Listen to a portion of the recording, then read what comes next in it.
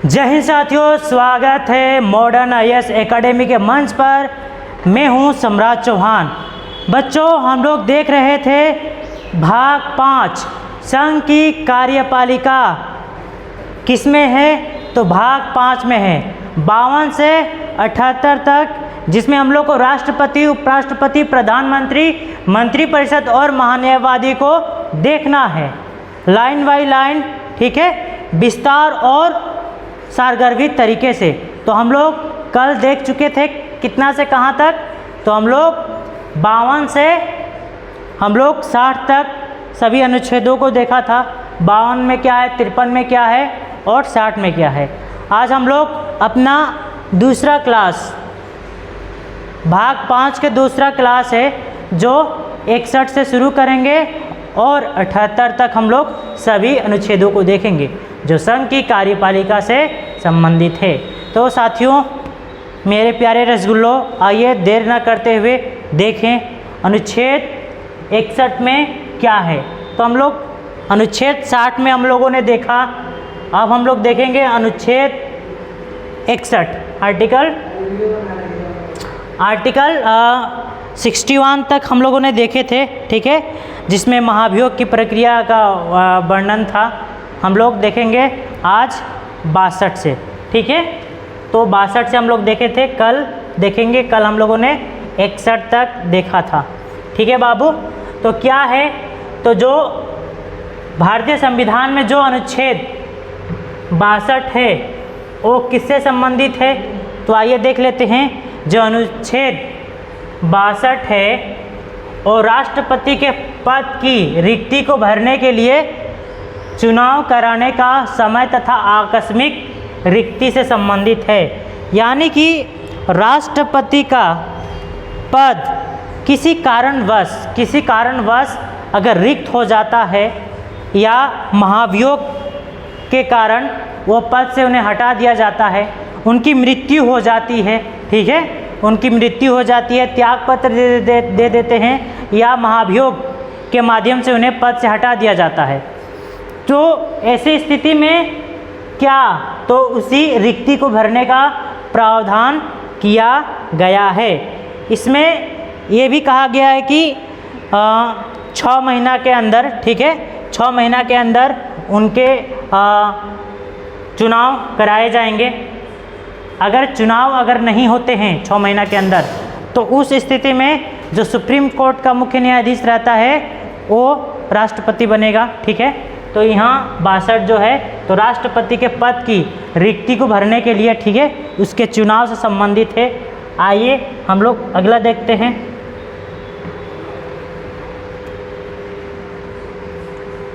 ठीक है, अब हम लोग देखेंगे भाग 5।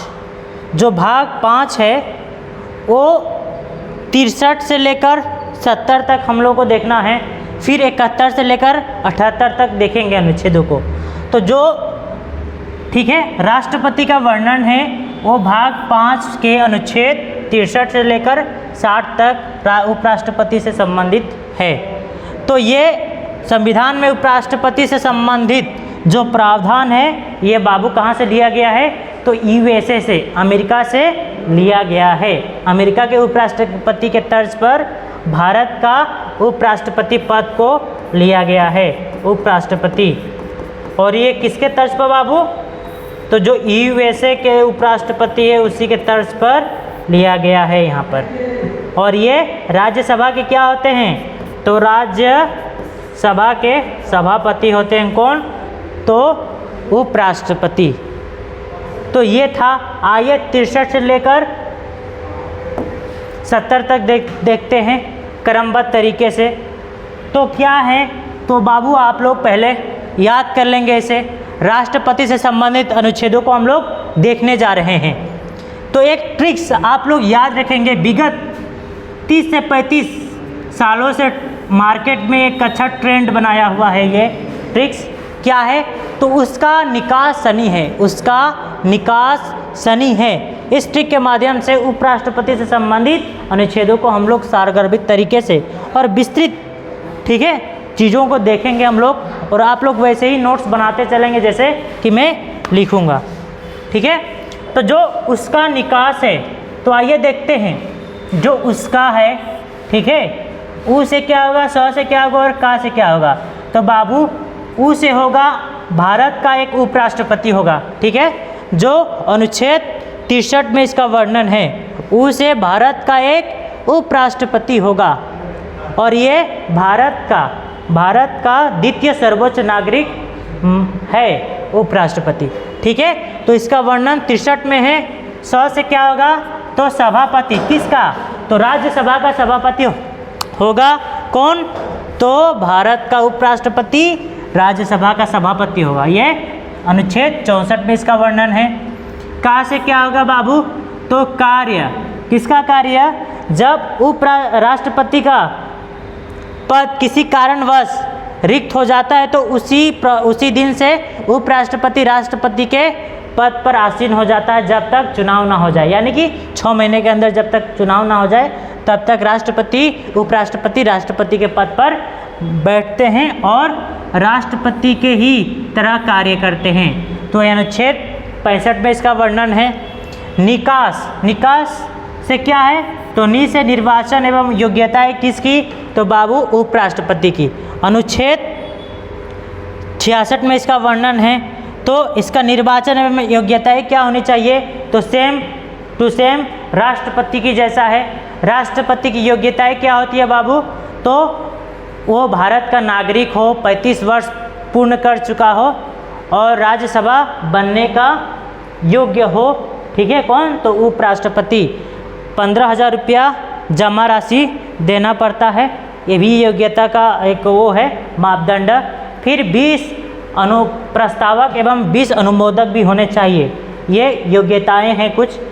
तो का से क्या है, तो का से होगा कार्यकाल, किसका, तो उपराष्ट्रपति का कार्यकाल, ये 67 में है। तो कार्यकाल 5 वर्ष का होता है। अगर इसका स्थान रिक्त हो जाता है तो यथाशीघ्र कराने का प्रावधान है, एज सून एज पॉसिबल जिसे हम लोग कहते हैं। स से होगा बाबू समय, यानी कि उपराष्ट्रपति का पद किसी कारणवश खाली होता है तो चुनाव कराने का, माने कितने दिनों के अंदर, कितने समय के अंदर चुनाव कराए जाएंगे बाबू, तो यथाशीघ्र चुनाव कराने का प्रावधान किए गए हैं, जिसे एज सून एज पॉसिबल भी कहा जाता है, ठीक है बाबू। चलिए आगे बढ़ते हैं, आप लोग नोट्स कर लेंगे, एक भी पॉइंट्स छूटने नहीं चाहिए। अगला है शनि, तो स से क्या होगा, नी से क्या होगा, इसे भी देख लेते हैं। उपराष्ट्रपति से संबंधित अनुच्छेदों को हम लोग विस्तार पूर्वक देख रहे हैं। स से होगा बाबू शपथ, किसका, तो उपराष्ट्रपति का शपथ का वर्णन किसमें है, तो अनुच्छेद 69 में इसका वर्णन है। किससे शपथ लेगा, तो ये भारत के राष्ट्रपति से शपथ लेता है, राष्ट्रपति से शपथ ग्रहण करेगा।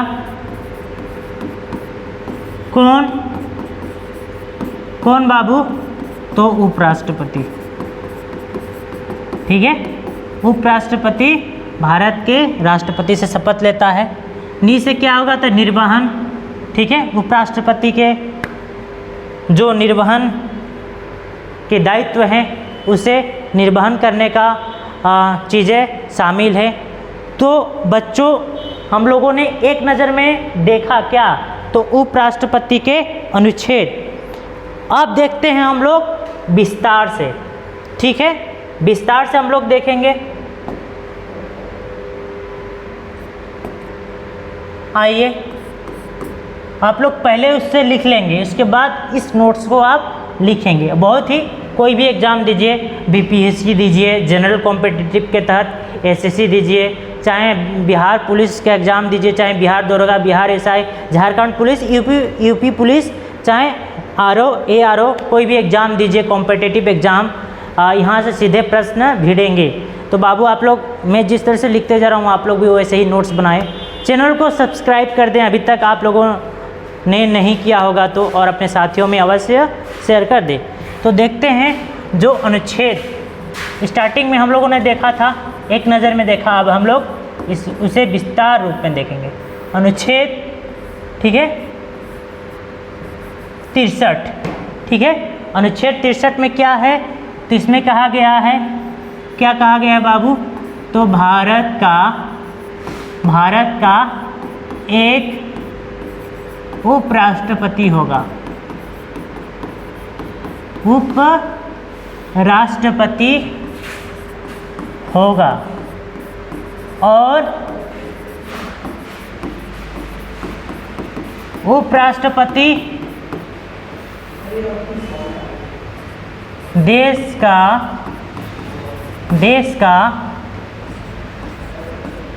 द्वितीय सर्वोच्च नागरिक होता है, द्वितीय सर्वोच्च नागरिक होता है। कौन, तो बाबू भारत का उपराष्ट्रपति। समझ में आया? तो भारत का एक नागरिक होगा और ये देश का द्वितीय सबसे सर्वोच्च नागरिक है, यानी कि राष्ट्रपति के बाद अगर संवैधानिक पदों की बात की जाए तो क्रमबद्ध तरीके से कौन आएगा, तो उपराष्ट्रपति। पहले स्थान पर फर्स्ट सिटीजन ऑफ इंडिया, तो राष्ट्रपति होता है वरीयता के हिसाब से, ठीक है, वरीयता के हिसाब से राष्ट्रपति पहला नागरिक है, द्वितीय में उपराष्ट्रपति आता है वरीयता के हिसाब से बाबू, ठीक है, वरीयता के हिसाब से उपराष्ट्रपति का स्थान दूसरा आता है। ठीक है बाबू, चलिए आगे बढ़ते हैं। अगला है, क्या है, तो अनुच्छेद 64 को देखेंगे, उसी में आप लोग एड्स करते चलेंगे। अनुच्छेद 64 में क्या है, तो जो उपराष्ट्रपति होगा, यानी कि भारत का जो उपराष्ट्रपति होगा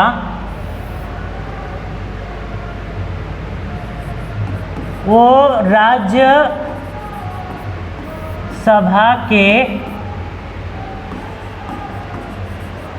सभापति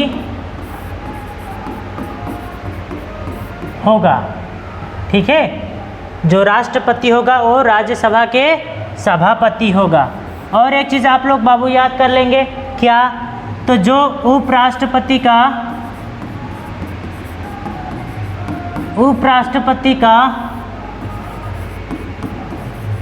वेतन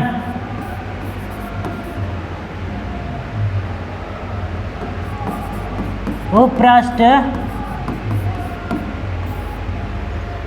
के पद के लिए नहीं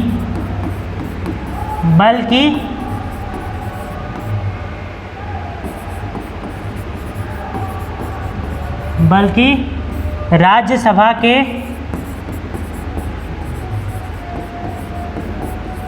सभापति, ठीक है,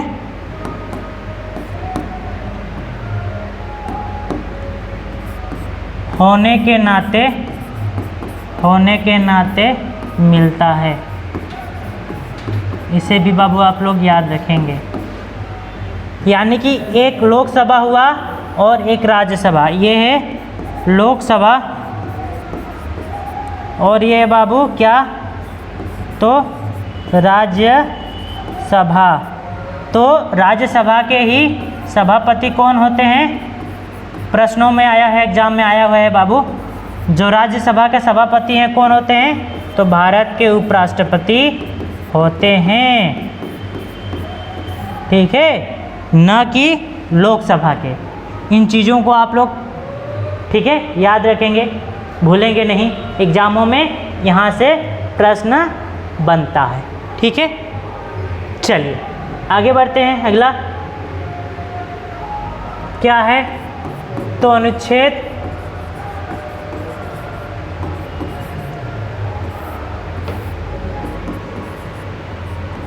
65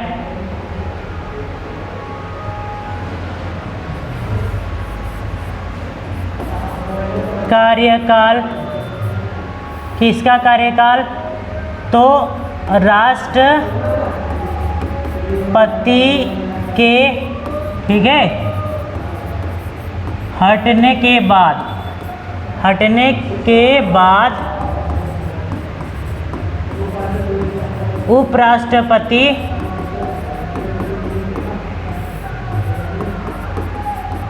राष्ट्रपति के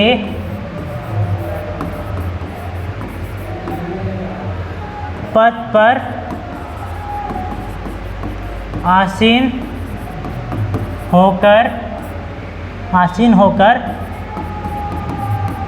राष्ट्रपति का कार्य करता है। यानी कि कार्यवाहक राष्ट्रपति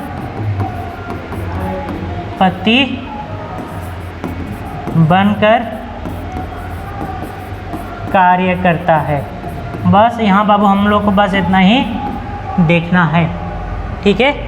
अनुच्छेद 65, ठीक है, उसके कार्य से संबंधित है, कार्य, ठीक है, उसके कार्य से संबंधित है किसके, तो अगर राष्ट्रपति अपने पद से किसी कारणवश त्यागपत्र, महाभियोग, मृत्यु, किसी भी कारणवश अपने पद से हट जाते हैं तो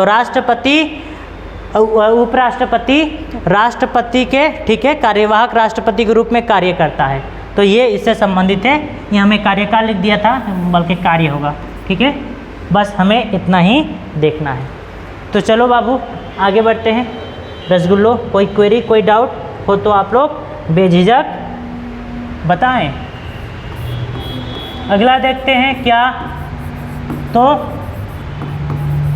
अनुच्छेद 66 में क्या है, तो उपराष्ट्रपति का, यहाँ पर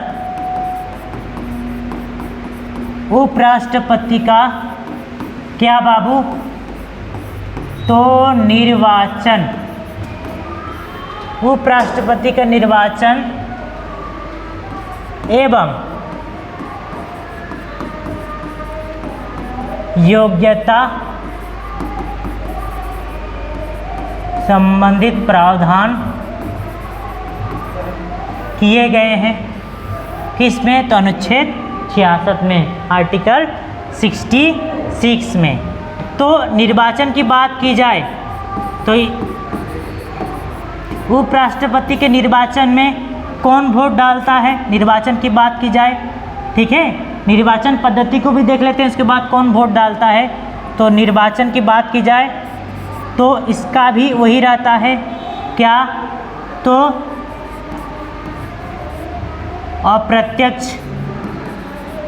अप्रत्यक्ष चुनाव इसका भी होता है, ठीक है।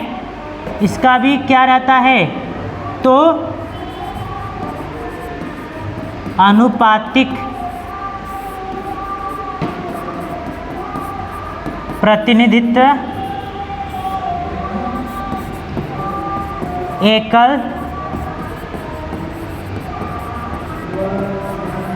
संक्रमणीय मत प्रणाली के माध्यम से चुनाव होता है, और एक रहता है गुप्त मतदान, ठीक है। यानी कि एक निर्वाचक मंडल भी आता है, जैसे कि राष्ट्रपति के चुनाव में रहता है। ये तो रहा कुछ नियम। अप्रत्यक्ष रूप से इसका चुनाव होगा। निर्वाचन की बात की जाए, आनुपातिक प्रतिनिधित्व मत के माध्यम से, और एकल संक्रमणीय मत प्रणाली रहेगा चुनाव में। गुप्त मतदान होंगे, वो भी निर्वाचक मंडल द्वारा। अब बात की जाए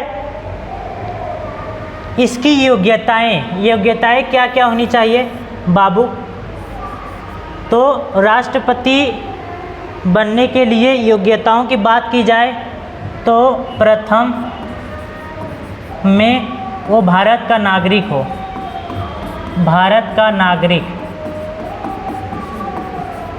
का नागरिक होना चाहिए उसे। दूसरा शर्त है 35 वर्ष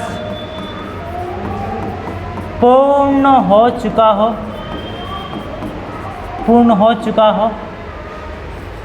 तीसरा क्या है बाबू, तो वो राज्यसभा राज्यसभा के सदस्य बनने योग्य हो? कौन? तो जो उपराष्ट्रपति होंगे और किसी लाभ के पद पर ना हो, किसी लाभ के पद पर ना हो। 15,000 राशि जमा करना होता है इसके लिए, ये भी एक शर्त है। और 20 प्रस्तावक एवं 20 अनुमोदक होने चाहिए। तो ये कुछ योग्यताएं हैं उपराष्ट्रपति की। और ये क्या? तो निर्वाचन का पद्धति है। तो हम लोग को बस इतना देखना है। अप्रत्यक्ष रूप से चुनाव होता है कैसे? तो बाबू अनुपातिक प्रतिनिधित्व, एकल संक्रमणीय मत प्रणाली द्वारा। मतदान कैसा होता है? तो गुप्त मतदान होता है बाबू। और इसमें क्या किया जाता है बाबू? तो इसमें और एक चीज़ आप लोग याद रखेंगे, इसमें कौन कौन वोट डालते हैं उसे भी आप लोग देख लेंगे। बात की जाए वोट कौन कौन डालते हैं, तो दोनों सदनों के, यानी कि दोनों सदनों के कौन कौन? तो लोकसभा प्लस राज्यसभा, दोनों सदनों के मनोनीत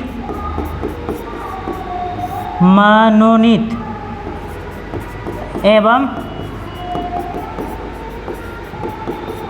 निर्वाचित सदस्य वोट डालते हैं। लेकिन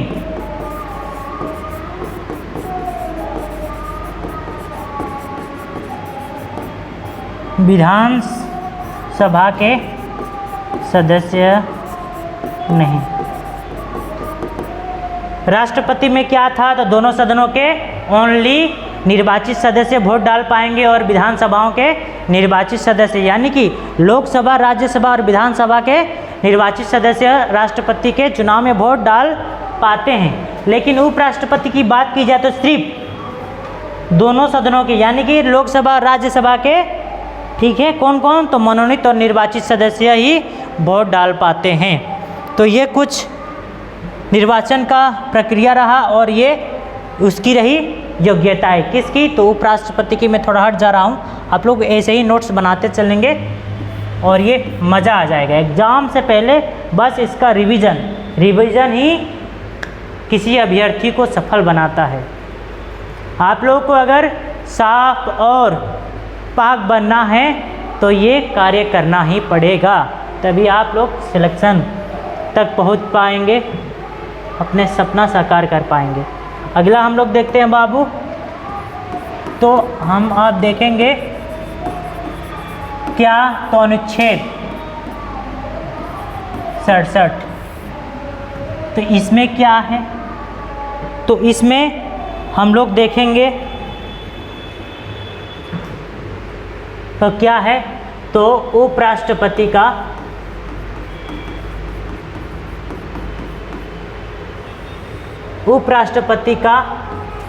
कार्यकाल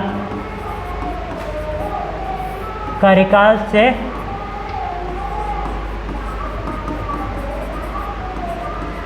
संबंधित प्रावधान है।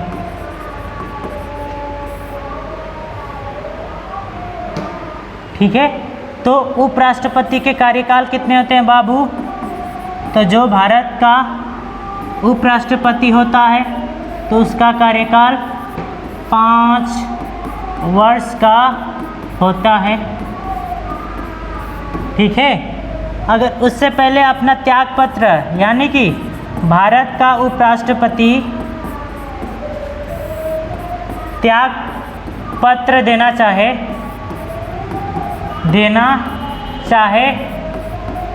तो किसे देगा? तो भारत के राष्ट्रपति को त्यागपत्र देगा। ठीक है, तो ये चीज़ें हैं। उसके बाद अगला हम लोग देखेंगे क्या, तो अनुच्छेद 68 को देखते हैं। इसमें भारत का उपराष्ट्रपति का समय से बाबू मतलब ये है, अगर उपराष्ट्रपति का पद, ठीक है, रिक्त हो जाता है तो कितने समय के अंदर उसे पूरा किया जाएगा, यानी कि चुनाव होगा।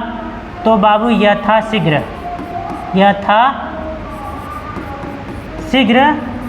चुनाव होने चाहिए, यानी कि एज सून एज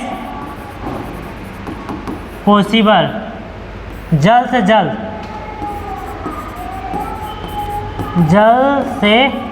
जल्द चुनाव कराने का प्रावधान किया गया है। अगला हम लोग देखेंगे बाबू क्या, तो अनुच्छेद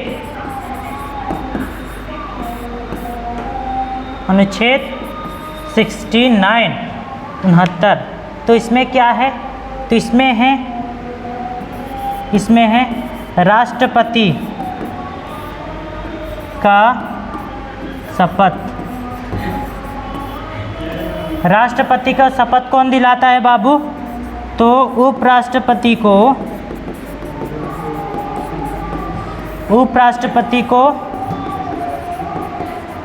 शपथ भारत के राष्ट्रपति दिलवाते हैं।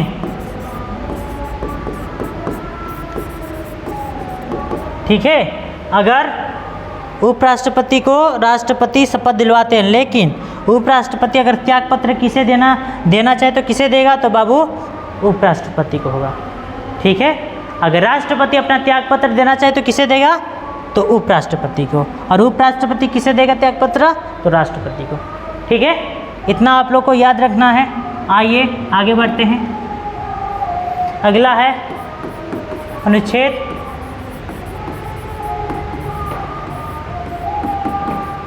70। इसमें क्या है, तो उपराष्ट्रपति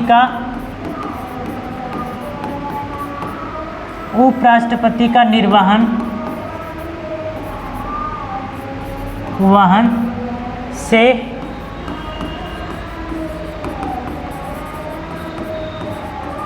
संबंधित है। ठीक है, उपराष्ट्रपति द्वारा किए गए कार्यों का निर्वहन, ठीक है, तो उससे संबंधित ये अनुच्छेद है बाबू। तो हम लोग देखेंगे इसके बाद क्या, तो हम लोगों ने 52 से लेकर 70 तक सभी अनुच्छेदों को परत दर परत देखा। अब हम लोग देखने जाएंगे क्या, तो 71 से लेकर 78 तक जो हमारा आज का मूल उद्देश्य है। तो हम लोग राष्ट्रपति और उपराष्ट्रपति को देखा। अब हम लोग शुरू करेंगे क्या, तो बाबू अनुच्छेद आप लोग लिखते चलेंगे। कोई क्वेरी कोई डाउट हो तो कमेंट करके बताएंगे। 71 से लेकर 78 तक देखेंगे, ये हम लोग का आज का मूल विषय है। लिखिए बाबू, मैं जिस तरह से लिख रहा हूँ। अनुच्छेद 71 में किसका वर्णन है, तो इसमें राष्ट्रपति एवं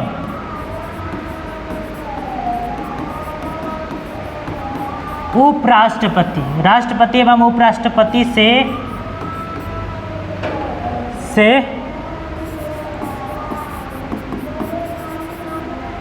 संबंधित, ठीक है, राष्ट्रपति एवं उपराष्ट्रपति से संबंधित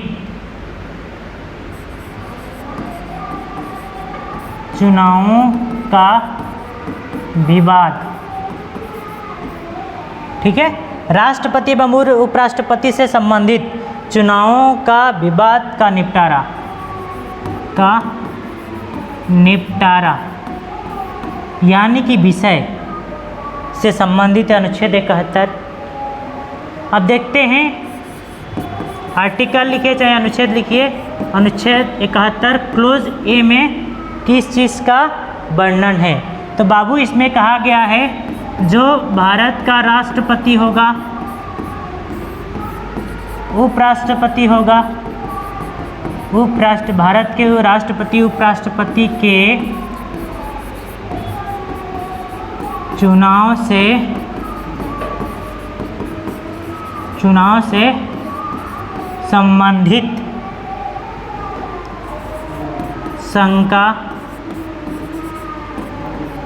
आशंका एवं विवाद को सर्वोच्च न्यायालय द्वारा सुलझाया जाएगा। इसमें इसका वर्णन है, सुलझाया जाएगा। अनुच्छेद 71 क्लोज ए में इसका वर्णन है। और सुप्रीम कोर्ट का फैसला बाबू क्या होगा? तो अंतिम होगा। ठीक है, सुप्रीम कोर्ट का फैसला अंतिम होगा। अब सवाल उठता है राष्ट्रपति एवं उपराष्ट्रपति के चुनाव से संबंधित जो विवाद हैं तो सर्वोच्च न्यायालय यानी कि सुप्रीम कोर्ट आखिर कौन लेकर जाएगा? तभी तो सुप्रीम कोर्ट फैसला करेगा ना। तो लिखिए बाबू, अपील कौन करता है? अपील कौन करता है जाकर सुप्रीम कोर्ट में कि ये इसमें गड़बड़ी हुआ है? तो एक तरफ लिख लीजिए राष्ट्रपति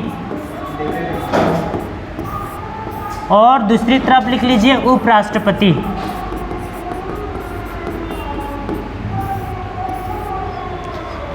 पहला लिख लीजिए स्वयं अभ्यर्थी, यानी कि जो राष्ट्रपति का उम्मीदवार है वो भी अपना अपील जाकर सुप्रीम कोर्ट में कर सकता है और उपराष्ट्रपति के चुनाव में भी स्वयं अभ्यर्थी लेकर जाएगा।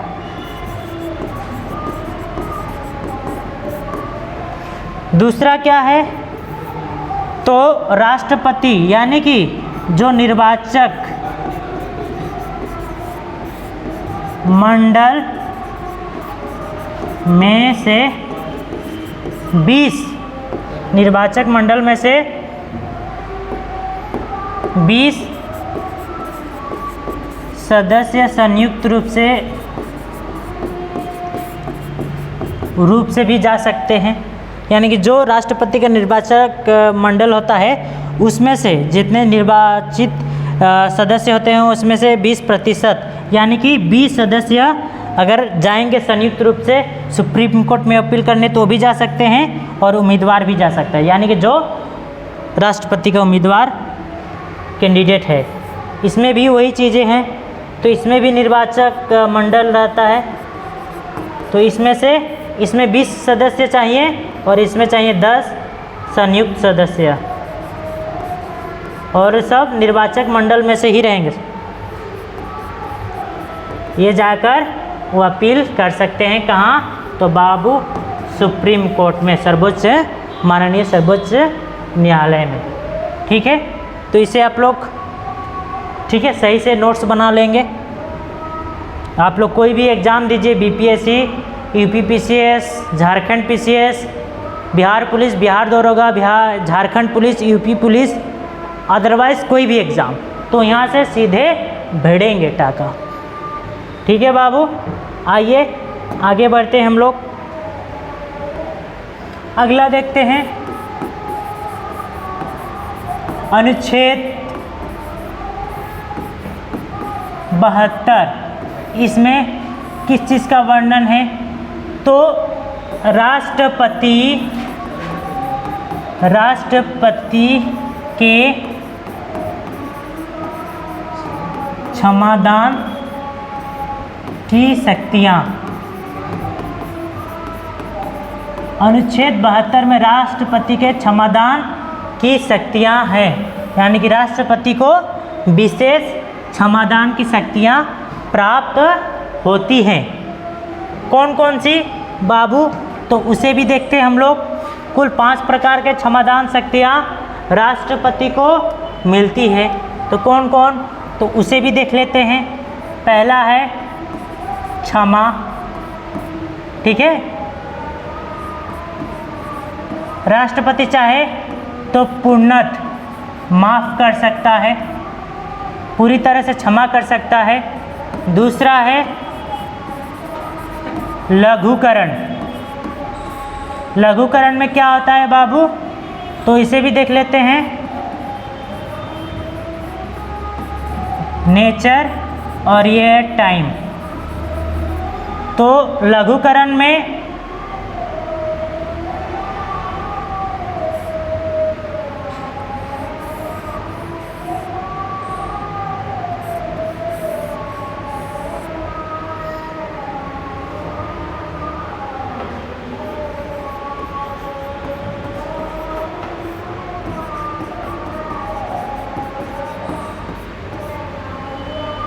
लघुकरण का मतलब है बाबू कि राष्ट्रपति जो सज़ा मिला है उस सज़ा के नेचर में, यानी कि प्रकृति में बदलाव कर सकता है, और ये समय होगा।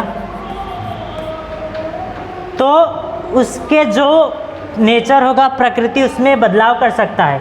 अगर कठोर है तो कठोर के क्या करेगा, बदल कर क्या करेगा, तो साधारण कर देगा। ठीक है बाबू, साधारण कर देगा। इसे इस प्रकार से भी आप लोग समझ सकते हैं। मानते हैं ये क्या है,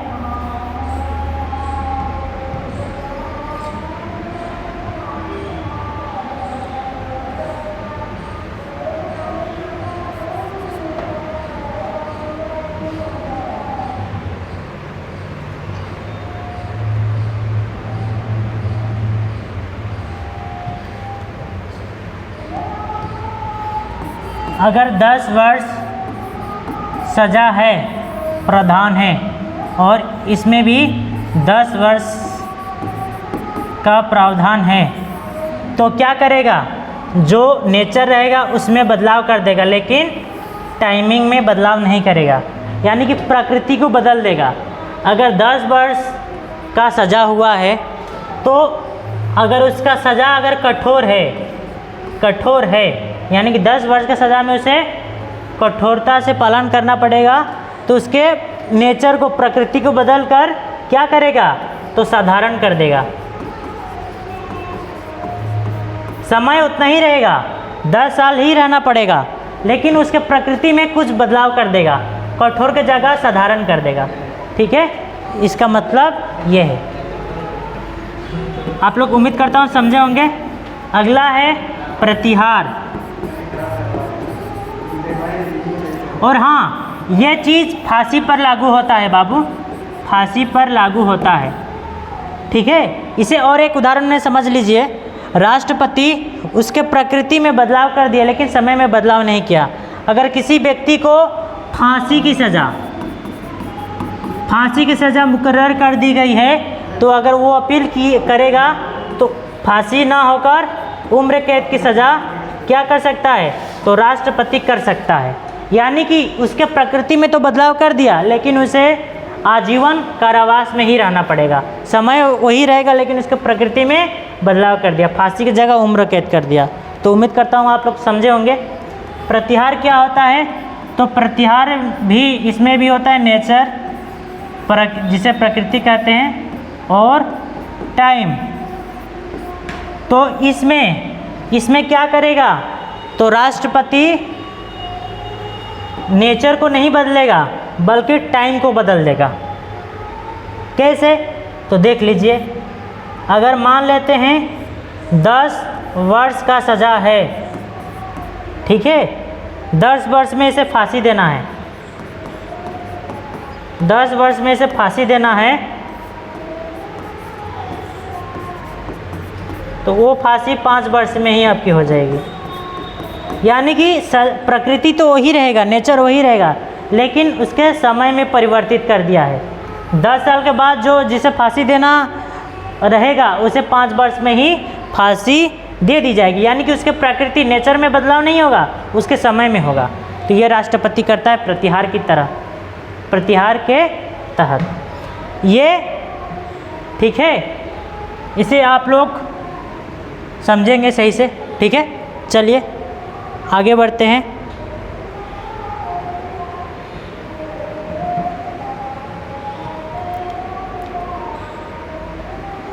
इसके बाद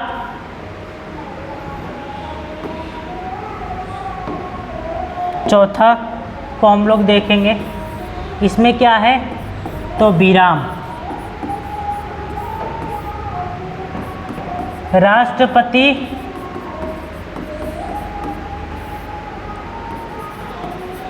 कुछ समय के लिए विराम भी लगा सकता है, विराम भी लगा सकता है। कैसे स्थिति में, एग्जाम्पल के रूप में समझ लीजिए, अगर हेल्थ खराब है, चाहे कोई प्रेग्नेंट है, तो उस स्थिति में भी अगर स्वास्थ्य ठीक नहीं है तो उसे सदर अस्पताल रिफ़र कर दिया जाएगा। जब सही होगा तब उसे फिर कटघरे में ला दिया जाएगा, जेलों में, और फिर से उसका क्या सज़ा चालू हो जाएगा, यानी कि कुछ समय के लिए विराम लगा दिया जाएगा। अगर कोई महिला अगर प्रेग्नेंट है तो कुछ समय के लिए उसके जो सज़ा है उस पर विराम लगाया जाएगा। जैसे ही वो सही होगी फिर से वो सज़ा मुकर्रर कर दी जाएगी। अगला है 5 प्रविलंबन, लंबन इसे बोलते हैं। ये आखिर होता क्या है, तो ये भी बाबू एक प्रकार से रोक ही होता है। ये अधिकतर फांसी के समय, फांसी पर रोक के लिए ही होता है, ठीक है। किसी व्यक्ति को याचिका दायर करने के लिए समय रहता है तो वो याचिका दायर कर देता है, यानी कि राष्ट्रपति चाहे तो कुछ समय के लिए फांसी को रुकवा सकता है, कुछ समय के लिए फांसी को रुकवा सकता है। पता चला 20 तारीख को फांसी होने वाला है और उससे पहले ही राष्ट्रपति कहीं और चले गए, किसी और देश में घूमने के लिए, तो जो याचिका करता रहेगा तो किसे देगा? 20 तारीख तक आते आते तो उसके क्लाइंट को फांसी दे दिया जाएगा। तो इसीलिए राष्ट्रपति ने कहा कि मैं जब आऊँगा तब चीज़ों को देखूँगा, फाइल को देखूँगा, क्षमा योग्य है कि नहीं, उसके बाद फांसी पर चढ़ाया जाता है। तो कुछ समय के लिए फांसी पर रोक लगा दिया जाता है प्रविलंबन के तहत। तो ये केवल फांसियों के लिए ही होता है, फांसी से संबंधित है। तो ये कुछ 5 प्रकार के क्षमादान शक्तियाँ हैं जो राष्ट्रपति को प्राप्त होते हैं। अगला बाबू हम लोग देखेंगे कौन सा अनुच्छेद आर्टिकल था, तो अनुच्छेद 73 था। तो इसमें कहा गया है क्या, तो संघ की कार्यपालिका का विस्तार, संघ की कार्यपालिका का विस्तार से संबंधित है। समय समय पर संघ की कार्यपालिका का विस्तार भी होगा, ठीक है। तो ये इससे संबंधित है। अगला को देख लेते हैं जो इम्पोर्टेंट है, उसे हम लोग करते चलेंगे। 74 में क्या कहा गया है, तो राष्ट्रपति के सलाह एवं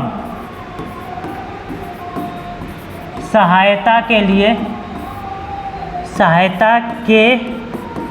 लिए एक मंत्रिपरिषद होगी जिसका अध्यक्ष कौन होंगे बाबू, तो प्रधानमंत्री होते हैं, ठीक है। अगला आप लोग लिख लीजिएगा क्या, तो आर्टिकल 74 क्लोज ए में क्या कहा गया है? तो इसमें ये है कि जो लोकसभा के कुल संख्या के केवल 15% ही मंत्रिपरिषद होंगे, यानी कि लोकसभा में जितने भी सदस्य हैं कुल संख्या का 15% ही क्या होंगे? तो मंत्रिपरिषद होंगे। और ये कब किया गया? तो 91वां संविधान संशोधन 2003 में इसका प्रावधान किया गया। 15% होंगे, लोकसभा की कुल सदस्य संख्या का 15% होंगे, जो 91वां संविधान संशोधन 2003 में किया गया। ठीक है बाबू, अगला हम लोग देखते हैं जो 74 से ही संबंधित है। क्या है? आप लोग हिंदी में भी लिख लीजिएगा, यहाँ मैं इंग्लिश शब्द का प्रयोग कर रहा हूँ, इसे मैं मिटा लूँ। आप लोग उम्मीद करता हूँ ये लिख चुके होंगे। ठीक है, मिटा दे रहा हूँ। इसमें क्या कहा गया है? तो जो मंत्रिपरिषद होगा बाबू, मंत्रिपरिषद व्यक्तिगत रूप से राष्ट्रपति के प्रति उत्तरदायी होगा। व्यक्तिगत रूप से मंत्रिपरिषद व्यक्तिगत रूप से राष्ट्रपति के प्रति उत्तरदायी होगा।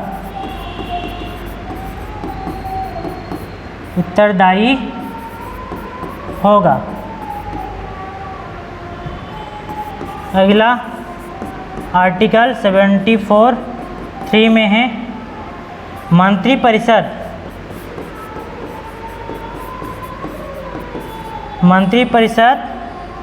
सामूहिक रूप से लोकसभा के प्रति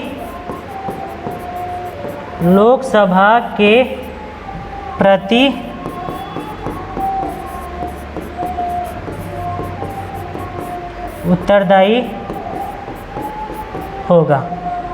तो इसमें बाबू ये बस इतना देखना है अनुच्छेद 74 में। उसके बाद हम लोग आगे बढ़ेंगे, आप लोग लिख लीजिए। ठीक है, चलिए, उम्मीद करता हूँ आप लोग लिख चुके होंगे। अनुच्छेद 74 जो मंत्रिपरिषद का गठन से संबंधित है और मंत्रिपरिषद के सलाह से ही प्रधानमंत्री की नियुक्ति करता है, राज्यपाल की नियुक्ति करता है कौन? राष्ट्रपति। यूटी के उपराज्यपालों की नियुक्ति करता है, अल्पसंख्यक आयोग, एसटी आयोग, पिछड़ा वर्ग आयोग की नियुक्ति करता है सदस्य, और यूपीएससी के अध्यक्ष एवं सदस्यों की नियुक्ति करता है राष्ट्रपति। अगला है वित्त आयोग एवं राजभाषा आयोग के अध्यक्ष एवं सदस्यों की नियुक्ति करता है। अगला है मुख्य व अन्य चुनाव आयोग की नियुक्ति करता है सदस्य एवं अध्यक्ष एवं सदस्यों की नियुक्ति। महानियंत्रक एवं महालेखा परीक्षक की नियुक्ति करता है राष्ट्रपति। किसे? तो मंत्रिपरिषद के सलाह पर, और जिसके अध्यक्ष कौन होते हैं? तो प्रधानमंत्री होते हैं। अगला है महान्यायवादी की नियुक्ति करता है।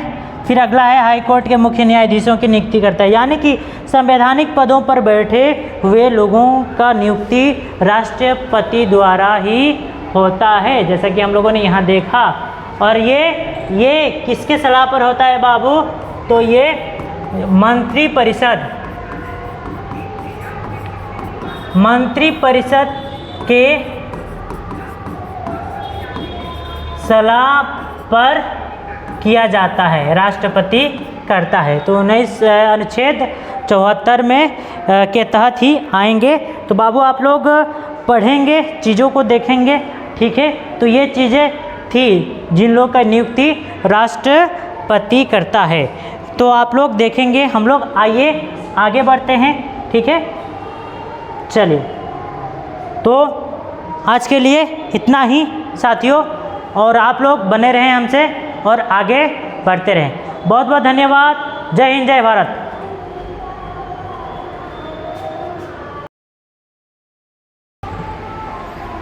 अगला क्या है, कौन सा अनुच्छेद हमें देखना है बाबू?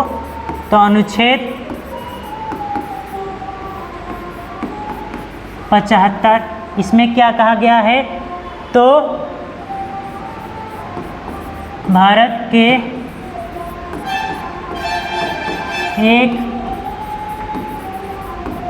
प्रधानमंत्री होगा, ठीक है, जिसका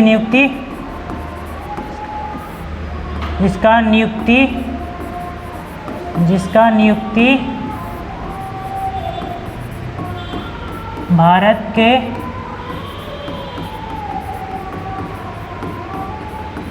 राष्ट्रपति करते हैं एवं प्रधानमंत्री के सलाह पर अन्य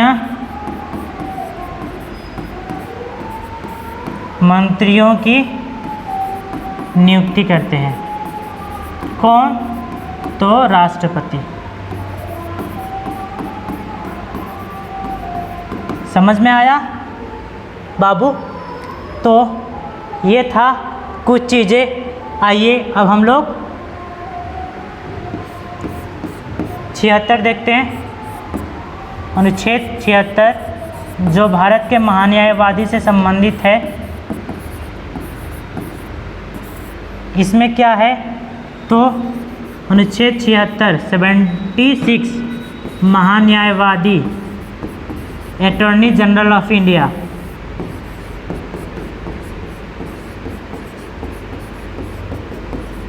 अटॉर्नी जनरल ऑफ इंडिया,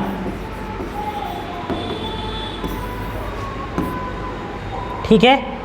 महान्यायवादी बनने के लिए क्या क्या होने चाहिए? तो महान्यायवादी को कौन नियुक्ति करता है? तो ये भी मंत्रिपरिषद के सलाह पर राष्ट्रपति नियुक्त करता है महान्यायवादी को, ठीक है। बनने के लिए क्या क्या योग्यताएं चाहिए? तो सुप्रीम कोर्ट के मुख्य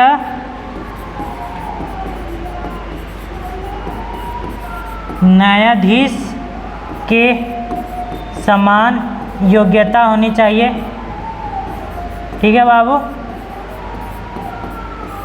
योग्यता होनी चाहिए महान्यायवादी बनने के लिए। और बाद में ये क्या करेगा? तो राष्ट्रपति के कहने पर,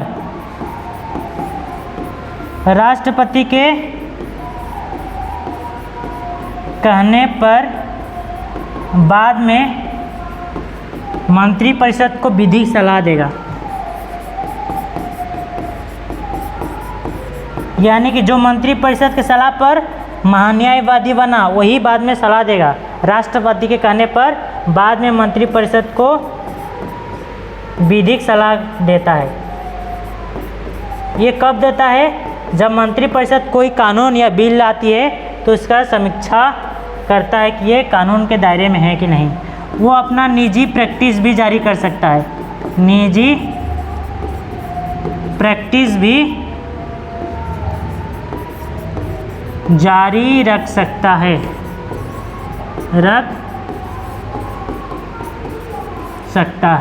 और 2 पॉइंट है, मैं बोल दे रहा हूँ, आप लोग लिख लीजिए। वो केंद्र सरकार का विधिक कानूनी सलाहकार होता है। यानी कि केंद्र सरकार का, भारत सरकार का एक प्रकार से कहिए कि वरिष्ठ वकील होता है, सुप्रीम कोर्ट में पक्ष रखता है सरकार का, लेकिन सरकार के विरुद्ध कभी भी नहीं हो सकता और वो अपना किसी भी न्यायालय में अपना प्रैक्टिस जारी रख सकता है। तो ये था 76। उसके बाद हम लोग देखेंगे बाबू 77 में क्या है? तो अनुच्छेद 77 में है राष्ट्रपति। जो भारत का राष्ट्रपति होगा, भारत का जो राष्ट्रपति होगा वो क्या करेगा? तो भारत का जो राष्ट्रपति होगा वो भारत सरकार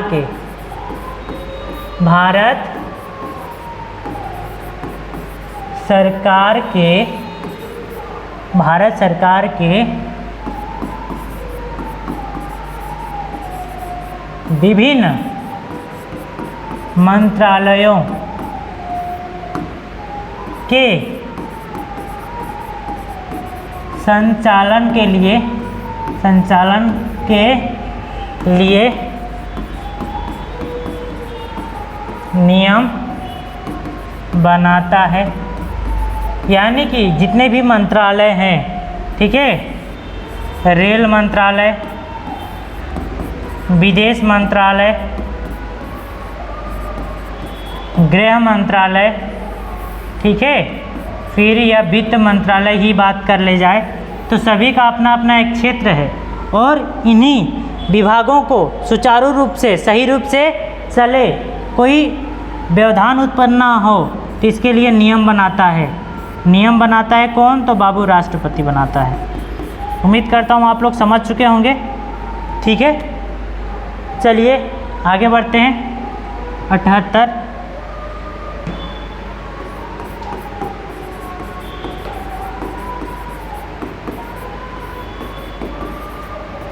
इसमें किस चीज़ का वर्णन है? तो जो भारत का प्रधानमंत्री होगा बाबू, भारत का जो प्रधानमंत्री होगा, मंत्री संसद के, यानी दोनों सदनों के, संसद के प्रधानमंत्री संसद के सभी जानकारी राष्ट्रपति को देंगे और यह उनका कर्तव्य है। यानी कि 1978 ये कहता है कि प्रधानमंत्री का यह कर्तव्य होगा कि संसद के सदनों का, यानी कि जो कार्यवाही होता है, कार्यवाही का सभी जानकारी राष्ट्रपति को दे, ये उनका कर्तव्य होता है। तो साथियों, हम लोगों ने देखा भाग 5 अनुच्छेद 52 से लेकर 78 तक विस्तार पूर्वक चीज़ों को देखा। आप लोग कोई भी एग्ज़ाम दीजिए, यहाँ से सीधे प्रश्न बनते हैं। तो बाबू आज के लिए रहने देते हैं, मिलते हैं कल नई ऊर्जाओं के साथ। तब तक बिंदास रहिए, मग्न रस से रहिए। हमें दीजिए इजाज़त और अपने साथियों में शेयर कर दें, चैनल को सब्सक्राइब कर दें। बहुत बहुत धन्यवाद। जय हिंद, जय भारत।